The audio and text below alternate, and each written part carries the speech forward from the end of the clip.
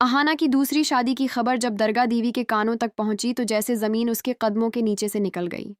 उसने गुस्से में आकर फौरन अर्जुन को भी यही ताना दे डाला कि अगर एक की शादी 2 बार हो सकती है तो तुम्हारी भी होनी चाहिए। दोस्तों, आगे बढ़ने से पहले वीडियो को लाइक करें और चैनल को सब्सक्राइब करना बिल्कुल मत भूलिएगा। कहानी का आगाज इस मकाम से होता है जहां दरगाह देवी ने अपने घर को बचाने के लिए जो चालें चली थीं वही चालें अचानक पलट गईं। रिश्ते नाजुक धागे की तरह टूटने के करीब थे, मगर किस्मत को कुछ और ही मंजूर था। अदालत का मंजर तो किसी फिल्म के क्लाइमेक्स जैसा था। इतनी खामोशी की सांसें तक सुनाई दे रही थीं। सबकी नजरें जज पर टुकी थीं कि आज फैसला रिश्तों को जोड़ देगा या हमेशा के लिए तोड़ दे देगा। लेकिन जैसे ही जज ने चश्मा उतारा और फैसला पढ़ा, पूरे हाल में सन्नाटा छा गया। तलाक मुस्तरद। ये 2 लफ्ज नहीं थे, बल्कि अर्जुन और उसके पूरे खानदान के लिए जलजला थे। जज ने हुक्म सुनाया कि आइंदा 6 माह तक अर्जुन और अहाना एक ही घर में मियां बीवी की हैसियत से रहेंगे।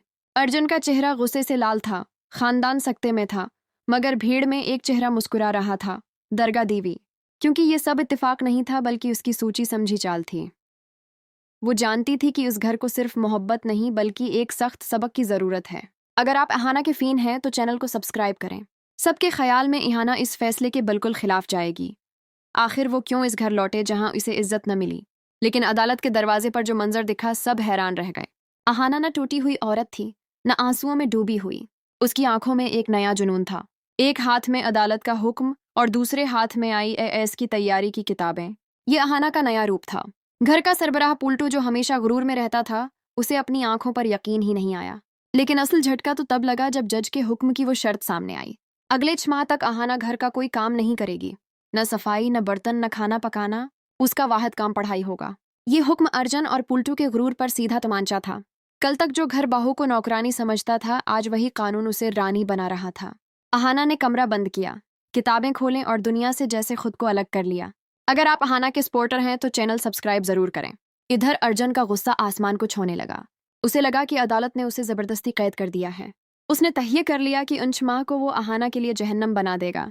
वो शूर मचाता, तंज करता, उसे पढ़ने न देता, हर मुमकिन कोशिश करता कि अहाना टूट जाए।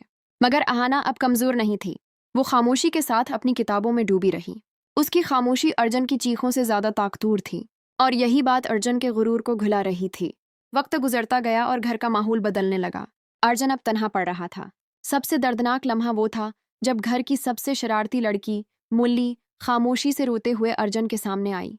उसने लर्जती हुई आवाज में कहा, भाई, जिसे आप बोझ समझ रहे हैं वो अहाना भाभी जैसी बीवी किस्मत वालों को मिलती है। आपने हीरे को पत्थर समझकर ठोकर मारी है, मगर याद रखना, हेरा कीचड़ में भी हेरा ही रहता है।